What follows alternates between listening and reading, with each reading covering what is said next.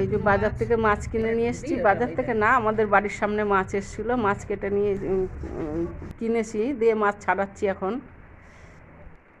এবার মাছটা ধুয়ে নিচ্ছি। দেখুন এই ছোট ছোট পুঁটি মাছ কিনেছিলাম, তা তরকারি দিয়ে খেতে খুব ভালোই লাগে।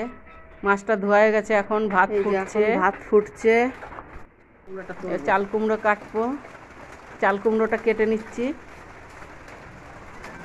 চাল কুমড়োটা কাটা হয়ে গেছে, এবার লঙ্কা কাটছি, রসুন ছাড়াচ্ছি, তেল দিলাম কড়াতে, রসুনটা দিলাম, পাঁচফোড়ন দিলাম, লঙ্কা দিলাম।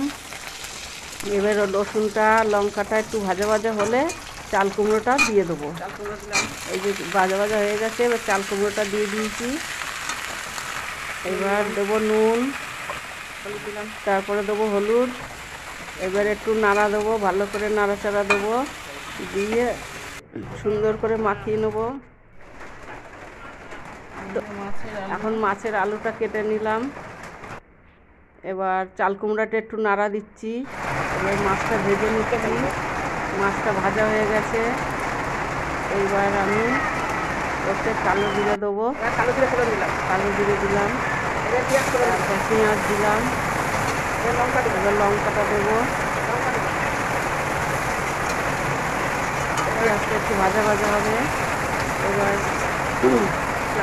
আলুটা ঢেলে দিলাম, হলুদ দিলাম, নুন দিলাম,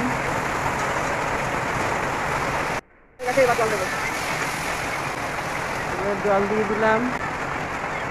এবার তরকারিটায় জল ঢেলে দিলাম, দিয়ে এবার তরকারিটা নেড়ে চেড়ে, এই যে তরকারিটা ফুটে গেছে, এবার মাছটা দিয়ে দিলাম।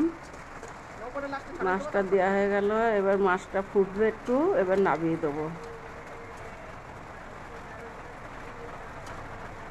আমার ভিডিও যদি ভালো লাগে লাইক করবেন, শেয়ার করবেন আর সাবস্ক্রাইব করবেন।